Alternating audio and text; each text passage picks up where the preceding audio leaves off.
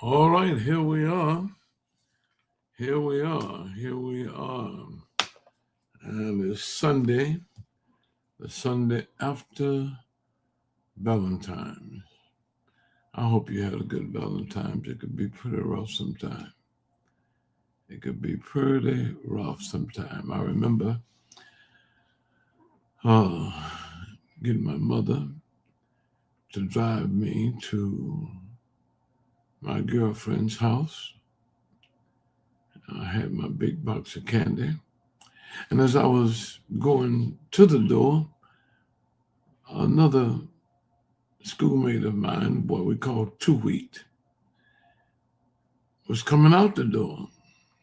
He had just delivered to his Valentine. I went in and delivered mine. And as I was coming out the door, another friend of mine named Philip Murray, he was coming to deliver to his Valentine. See, we all had the same Valentine. When she got through with all that candy, I guess she must have been pretty sweet. Pretty sweet. I hope that it was a little different for you, but I hope you enjoyed it. It's very important to some, not so important to others. I tried to practice uh, calendarless love. I hate for the calendar to dictate to me my attitude and action. I try to be a Christian every day, celebrating Christ. I try to be a husband every day, a father every day. My mother and father were living. I did not wait till Father's Day or Mother's Day. All I had to do was have the time and ability. Um, and if I had the time and the ability, and I saw something they liked, I got it. If I had time to run by with a visit, I made it. If I could do nothing but call, I called daily. Show love every day and let the other stuff be an extra bonus because you just never know. You never know.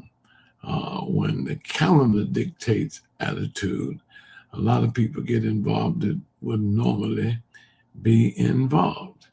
But I hope that you ladies who were looking for some chocolates got them.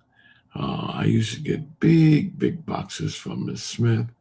Um, but by the time, matter of fact, I used to get the hotel suites with the jacuzzi and everything else.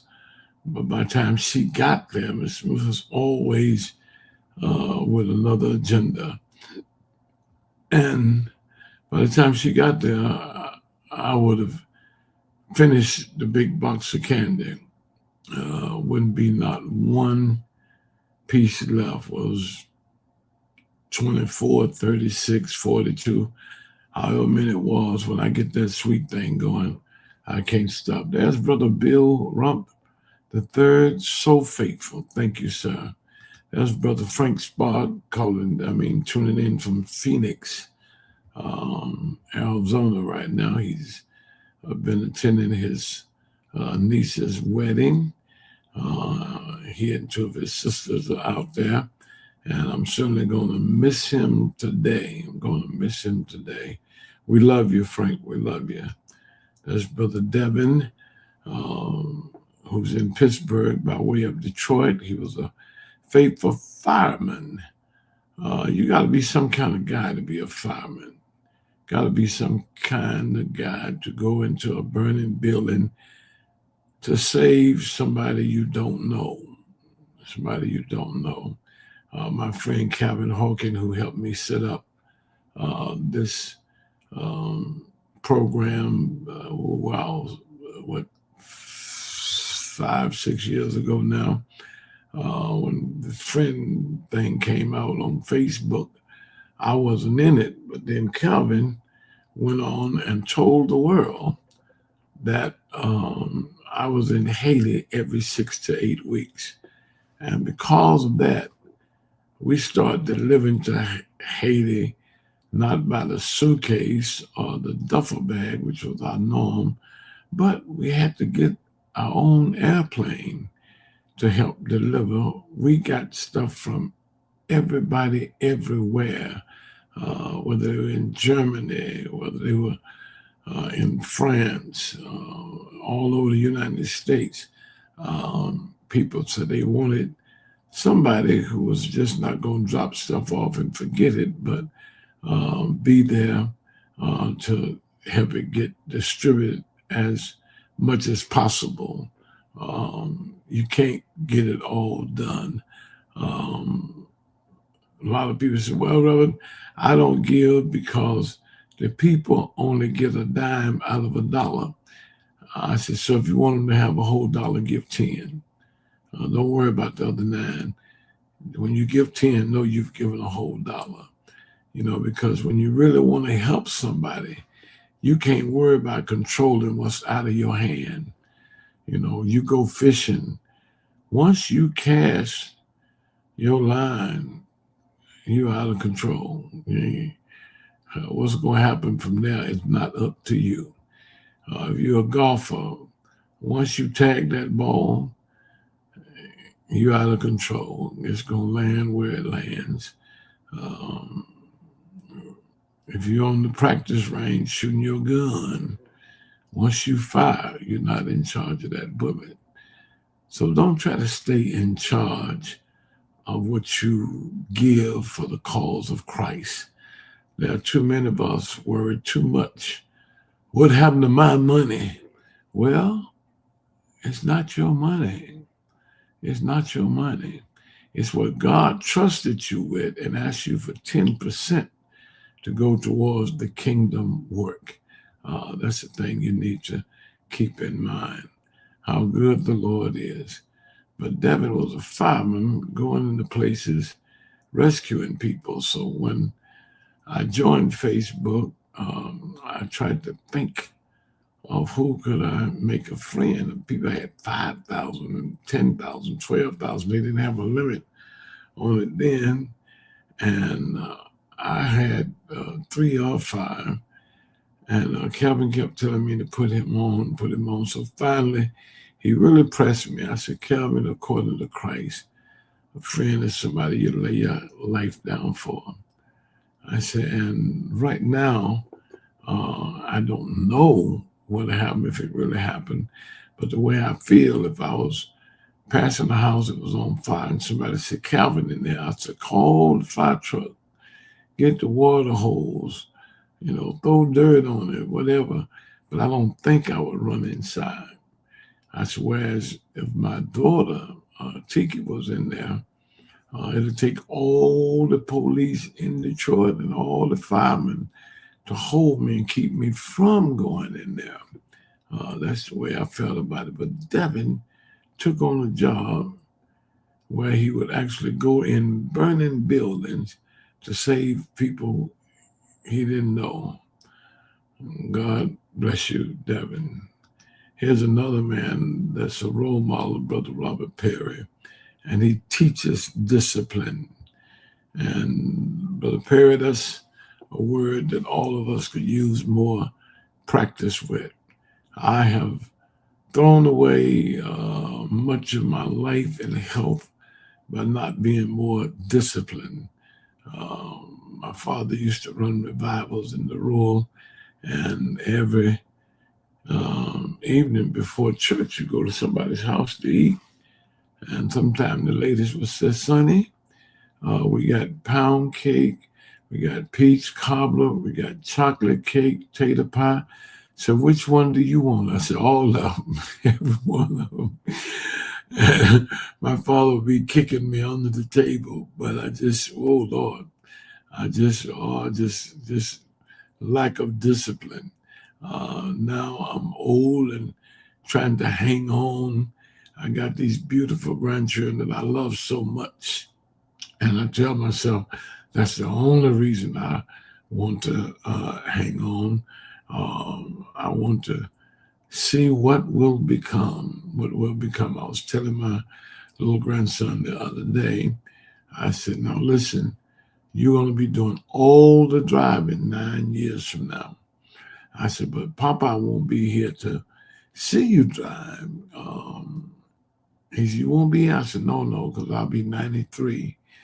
I said, and I don't want to hang around that long because I won't be too useful to myself or nobody else. He said, Papa, you won't be 93. You'll be 83. I said, you about one smart little fellow. And he had it absolutely right. I love him so much. He called Monday nights because he spent the night with me last night, and he did. We enjoyed each other very, very, very much. But Robert teaches discipline, and that's what Jesus teaches. But people don't like to discipline themselves, get up like you all are up this morning and be in Sunday school on time and stuff. They like to serve Christ out of convenience. A lot of churches are very popular because they have worked hard to make everything convenient. And I'm not criticizing those churches. I'm just saying they draw people, even if they're not drawing them through the gospel, they will get them to the gospel. As a friend of my son said, that if they hang around long enough, you get them to the trough, they're going to drink the water after a while. They have a food court, and they don't close the food court for church. And I'm talking about a real food court with a Subway in it, with a McDonald's in it. They are really, really doing good. I think it's called Ridgecrest North, out on 275 near 94. But they have 4,000 worshipers 3 times a week. But it's a beautiful thing. But they have made it very convenient with times of worship. If you can't worship early, you can worship late. And everything in the church you could think of. Babysitter there for your children. And just about anything else you can name. How good the Lord is. There's the brown bomber. What a preacher. He is not a man that preaches. He is a preacher. He's born in the tribe of Levi. I think he has 4 brothers preaching. My goodness. Just born in the tribe of Levi. Like I told my daughter-in-law, when Joshua was born, he was hollering and crying. I said, let him cry. He got to build up his lungs. He got to preach. She said, no, he can't be no preacher, Reverend Smith. He's going to be a usher. I said, well, let me tell you this. He can opt out, but he was born in. And that's the same way it is with Brother Brown here. He was born in, and he tried to get out and stay out, but he couldn't because that's who he is, not just what he does. There's my cousin. I hope you're feeling good today. And do all the right you can. It'll help you stay in line. Do all the right you can. But I know you kin to my wife, and that doing the right thing is some people just gonna do what they do no matter what. But comes a time you gotta just cut it. And that doesn't mean slow down, that means go in the opposite direction. Because if you were in Chicago and it was a miserable visit, you made it out. If you don't want to go back to Chicago, you can't get on 94 West. Whether you drive 5 miles an hour or 500 miles an hour, if you're here in Detroit and you get on 94 West, you're going to end up in Chicago. So if your doctor tell you to slow down, you need to get another doctor, because that doctor is just treating. And that's the philosophy of some doctors. I'm here to treat you, but you won't cure. And it can work. So do all you can to just turn everything around. If being who you are got you where you are, then you need to be something different. How good the Lord is. There's, all right, uh, that's Martha Fenton. Let's see, Finian. All right, so glad to have you over there on YouTube. God bless you. We're here Tuesday night at 7 and Wednesday morning at 5 a.m. also. God bless you. Saving. Praise the Lord. What time is it for you? Well, I'm in Detroit. I'm on Eastern Standard Time. And it's about, well, I really can't see that good. 6:17. Ooh, I better get on here. Let me see. I'm greeting everybody. Deacon's daughter and YouTube saving. That's a Deacon daughter. Suzette Beecham. I love you, Sue. I love you. I really, really love you from the day I met you. And that's been, I hate to say 45 years because that make you on up there, Sue. You're not as old as me, but I know you've been around 45 years. And you were grown when I met you. God bless you. Thank you. You don't know how good you make me feel being here. God bless you. All right. All right, Brown Bummer. Let me get started here. Maxine, please come see me. Bless you. Bless you. All right. Sweet life. God bless you. Y'all don't know how much I appreciate you. There's Reverend Dalton. God bless you, Reverend Dalton. Peggy Tyler. Peggy, we're supposed to meet today at, wow. Yeah, but anyway, give me a call. I'm trying to figure where to go or not. I've had stomach flu all week. So I don't know. It'll be up to you all. We can just muscle on in. I'm sure Avis will give me a mask. All righty. There's Sister Lisa Marie Nesbitt. My goodness, I saw you. That's Sister Beechin.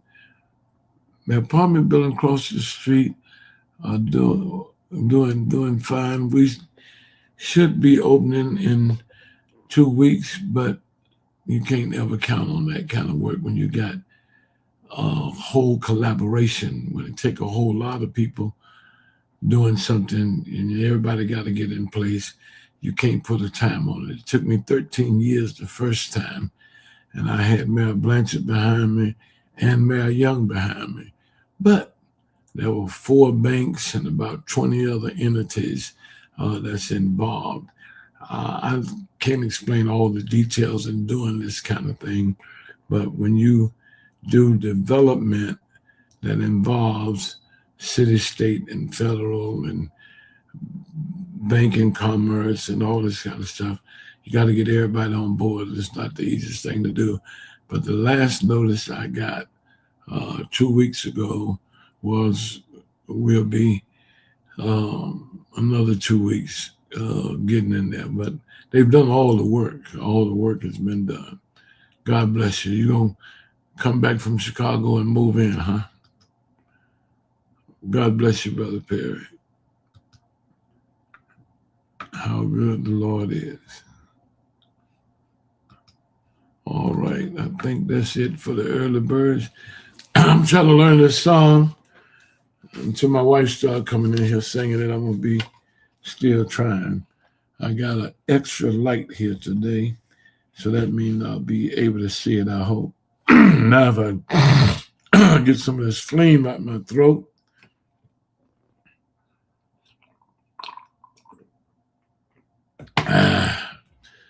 Try to drink the hottest coffee I can to wash the flame down, but it used to work. Lord, I want to live for thee every day and hour. Let Thou Spirit be with me in its saving power. In my weakness, be my strength. In my trials all, be thou near me all the day. Hear my every call. Lead me not to walk alone, lest I droop and die. Let Thou Spirit go with me and attend my cry. Keep my heart and keep my hand. Keep my soul, I pray. Keep my tongue to speak Thy praise. Keep me all the way. Keep my heart and keep my hand. Keep my soul, I pray. Keep my tongue to speak Thy praise.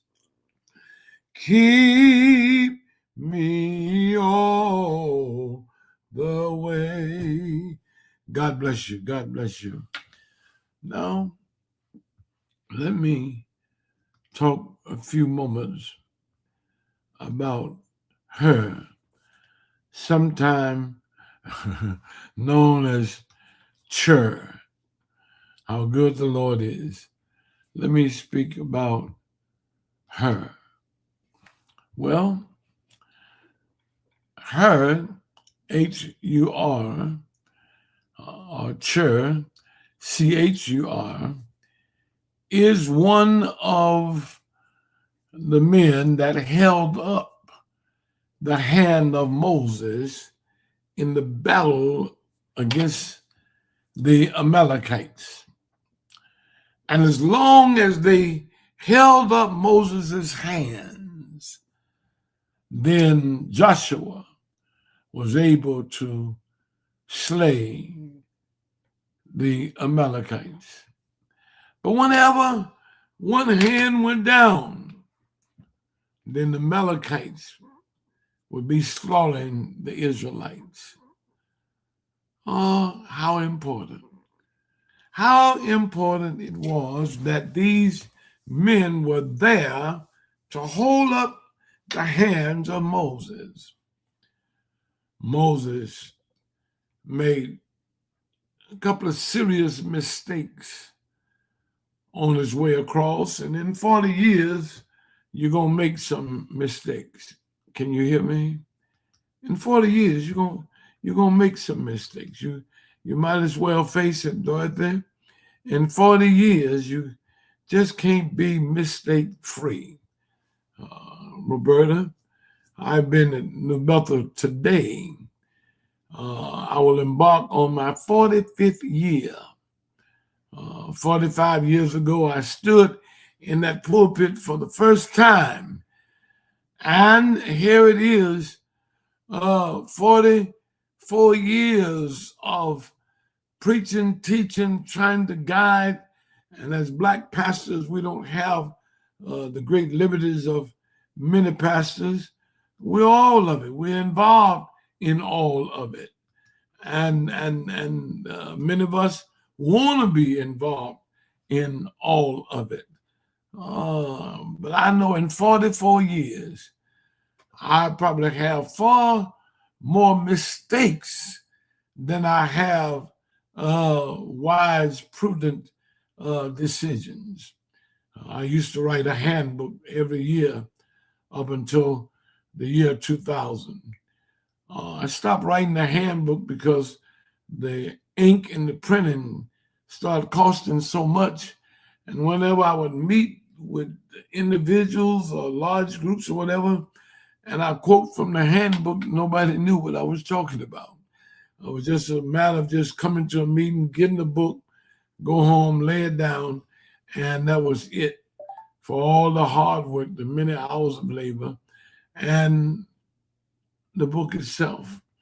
When I go back through those books, because I am recording my own history, so when I die, somebody will know my truth about history, because that's what history is. It's the truth told by the last writer. And much of our problem is, as a people, we didn't do a lot of writing, because when we came out of slavery, they didn't allow us to do a lot of writing. I'm studying with a group now about our history, and you're talking about Wall Street and the black enterprise there. Well, there were 360 of those cities. Can you hear me? 360.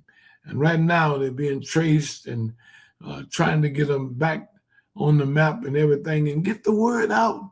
So we won't be thinking, can black people govern themselves?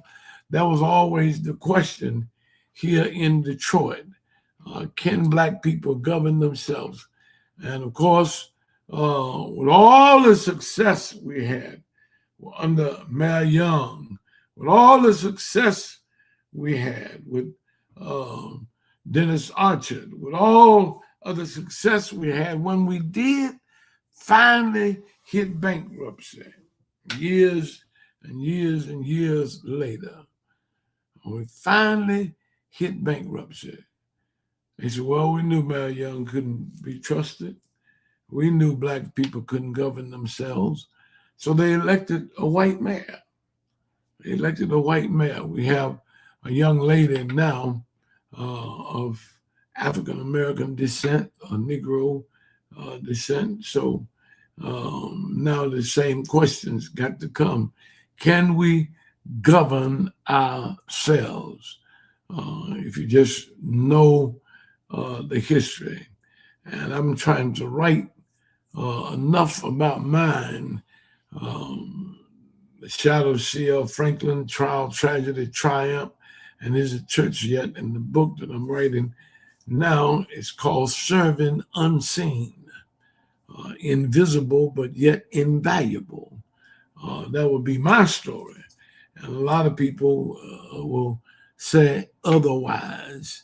But Moses did make some mistakes. One, when the children were crying for water, God gave the water, and he struck the rock in anger to bring them what God had delivered, as if though it was some strain on him. He wasn't delivering the water. God was delivering the water. And then when they got to the promised land and could have gone on the cross, Moses voted the people. Moses voted the people. Sometimes on this program, there are people who type in saying to me, I thought it was one man, one vote. Every church should vote. Now, I've never tried to stop a church from voting. I just never called for votes because that's up to them. That's up to them. But the sad part for Moses, he called for the vote. He voted the people against the will of God. God said, it's yours. And the people told us, we ain't nothing but grasshoppers. We're just going to go over there and get killed. God doesn't know what he's talking about. Moses voted it, and kept the people out another 40 years. So here he is dying, not in the promised land, but at the promised land. And he won't get a chance to walk on over. He's buried in an unmarked grave. Those of you who've been on biblical excursions to Israel, they take you to some of everybody's grave, but they can't take you to Moses' grave. They take you even to the grave that Jesus borrowed and was buried in for 3 days, but they can't take you to Moses' grave because Moses made that mistake. But how important it was that there were two that held his hands up. I know you may not like it, but you got to have a leader. You got things messed up when everybody leading. Can you hear me? You got to have a CEO, a chief executive officer, one who can execute, not just plan, but one who can implement, who can make it happen, one who can say go, and that's the final word. You got to have that person, and many of us don't like that. If you don't have a last word person, it could go on and on and on and on and on. I had situations where I see people take 5 years to buy an ice maker because the leader wanted everybody to be happy. So every time they get ready to get one, somebody said, but I was looking at one such a place. Can we take time and all of us look at that one? And it just went on and on and on and on and on and on because there was no executive leadership. Well, it's so important that they could not defeat the Amalekites unless Moses' hands could be up. And so God had Aaron and Hur to set Moses up on a high rock where his hands could be held up. I want to ask you, are you holding up the arms of your preacher, your pastor? Do you support strong leadership, or would you rather just have a yes man to satisfy those things that you want to be involved in and those things that you're concerned about? You know, you don't care what they do at prayer meeting, you don't go nowhere. You don't care what they do in Sunday school because you don't go nowhere. You don't care what the music department is doing because you don't sing no way. But if you got your pet, your annual day, your special thing that you do and everybody know it's you, you know, and sometimes that's the most important thing to people. It's not what's being done, but who's doing it. And most people will not, I'm talking about you, most people will not participate if they don't initiate and dominate. They just won't. Just won't. They want the day not to be known as a day of the advancement of the kingdom of God, but they want to be known that Chairman so-and-so, Miss so-and-so, a brother so-and-so, boy, he really leads that thing. He's on top of it. He makes this happen. Not the pastor, not anybody else, but this is what Brother John does for us every year. Sister Mary does for us every year. She's going to work and raise that money. And if they don't get the glory, they don't do the work. Well, you ought to be one holding up the hands of the man of God. Well, her, very strangely, had to have equal importance. Moses didn't have but 2 arms. Aaron had one. Hur had one. But when it's all over, you don't hear about her no more. You don't hear about her no more. Her becomes invisible. But I could imagine that Hur was serving right on, just serving unseen, unrecognized. His job of holding Moses' hand was over, but his work was not over. He's mentioned more in the Torah. He's mentioned much less in the Hebrew Bible. and that's very little in both. And sometimes one mention, there's an asterisk telling you, no, this was the keeper of. This man belonged to the tribe of Judah, and his grandfather was the builder of tabernacles. So he just quietly helped with putting the tabernacle up and taking it down, because they were a long time getting the temple built. Aren't you glad we don't have that problem no more? That our God is with us because he's in us. Can I say that about you? Is God in you? Can I assume that God is in you? I pray that I can. But they used to have to take the tabernacle because that was the dwelling place of God. And like my many Muslim friends who try to get to Mecca for the dwelling place of their limited vision of God. And I don't say that to despair, degrade, or excoriate my Muslim friends. I'm 100% in with them and trying to get something done about what's going on in Gaza today. Some 3,000 Hebrews have been evaporated. You talk about killing people for the sake of taking the land. They are really doing a job to make a great beach area, is what Trump is saying. All right. Well, we pray that you will not worry about being seen and heard, but you will concern yourself with serving, even if you're unseen. Your work for Christ is between you and Christ. Janet, they had a song they used to sing, only what you do for Christ will last. I hope you keep that in mind. Listen, I got to let you, oh my God, I got to let you go. I've been 37 minutes here, and I want you to get ready for Sunday school. I don't know what you're going to eat. I don't think there's nobody out there making no homemade biscuits. I don't think there's nobody out there making no homemade biscuits, but I'm going to let you go just in case somebody need time to make some homemade biscuit. Thank you, Robert. Thank you. You're a wonderful person. Tell your wife hello for me. And people are asking about you guys, but I know to come from Columbus, I think there's 286 miles. With this kind of weather we've been having, I understand you're not coming as regular as you used to. God bless you. Dorothy, will you sing one time for us anyway? Dorothy's just going to sing one time for us. I hope that you're all right.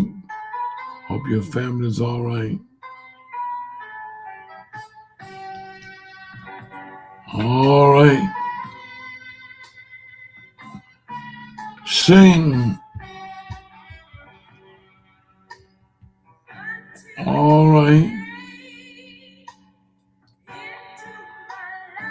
Well.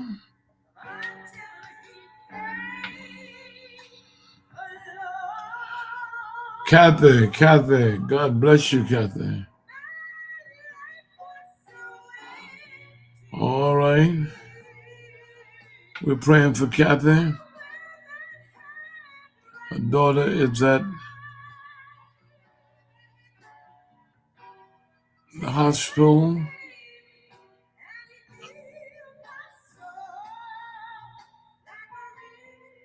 Her name is Lauren, like my baby. Baptiste, that's a wonderful name. We'll continue, Kathy, to pray for you. I'll be more than glad to pray with you.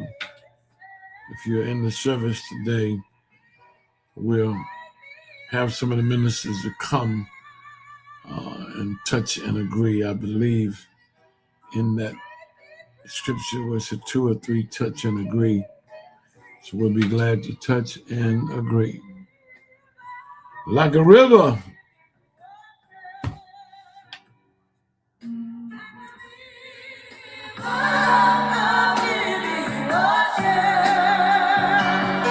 Sing.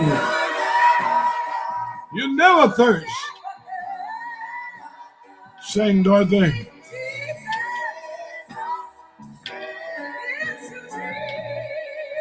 Yeah.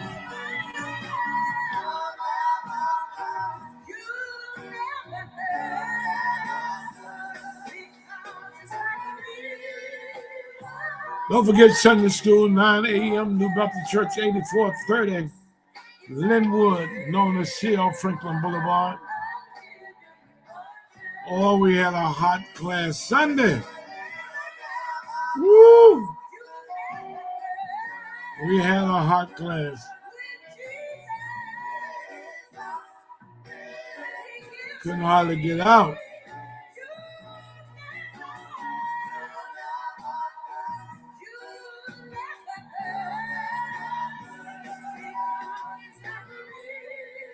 Like a river. Thank you.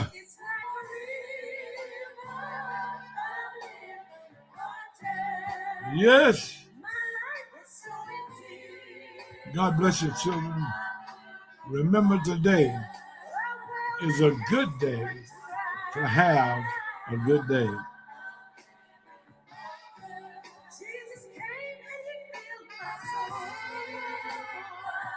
Thank you. My Lord.